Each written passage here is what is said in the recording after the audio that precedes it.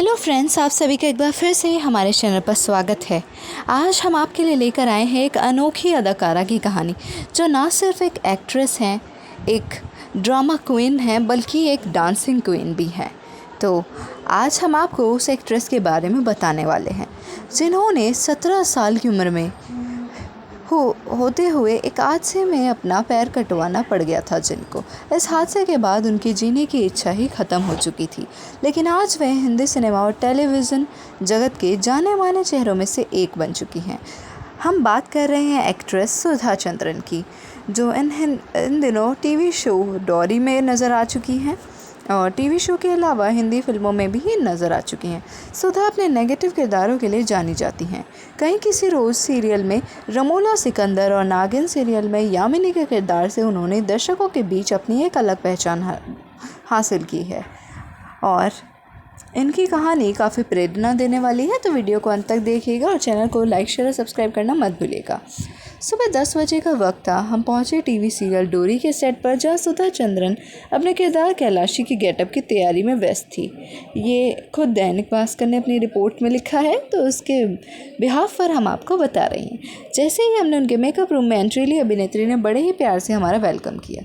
17 साल की उम्र में जीने की इच्छा ख़त्म होने से लेकर माँ बाप के विरुद्ध जाकर शादी करने, नेशनल अवार्ड मिलने के बावजूद सालों तक बेरोज़गार रहने से लेकर बॉलीवुड में काम न मिलने तक, सुधा चंद्रन ने अपनी ज़िंदगी के तमाम पहलुओं पर खुलकर बातचीत की।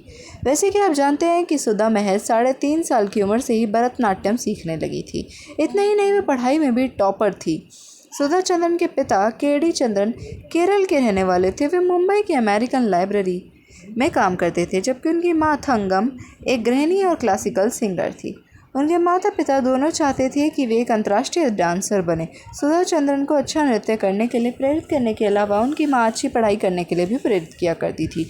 अभिनेत्री की माने तो उनकी माँ पढ़ाई को लेकर बहुत स्ट्रिक्ट थी और हमेशा चाहती थी कि वे अपनी क्लास में टॉप करें। सुधा चंद्रन ने इंडस्ट्रियल और इंटरनेशनल इकोनॉमिक्स में डिग्री हासिल की है। हालांकि सुधा हमेशा से ही डांसिंग में अपना करियर बनाना चाहती थी।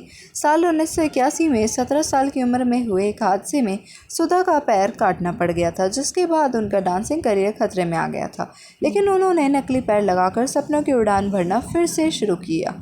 सुधा ने अपने एक्टिंग करियर की शुरुआत तेलुगु फिल्म मयूरी से की थी, जो कि उन्हीं की ज़िंदगी पर आधारित थी। बाद में यह फिल्म तमिल मलयालम में डब की गई और इसका हिंदी रीमेक फिल्म नाचे मयूरी भी बनी।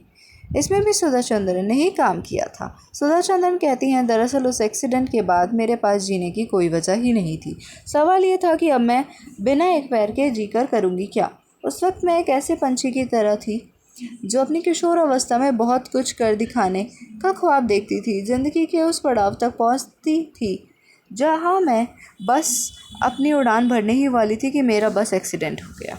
ये साल 1981 की बात है। दिलचस्प बात यह थी कि उस हादसे में मुझे सबसे कम चोट आई थी। मेरे दाएं पैर में हल्का फ्रैक्चर आया था, अब जो कि वो एक्सीडेंट केस था, इसलिए हमें पुलिस और मेडिकल मदद तुरंत नहीं मिल पाई। हमारे सरकारी अस्पताल में एडमिट किया गया, जहाँ उन्होंने मेरे केस को बिगाड़ दिया।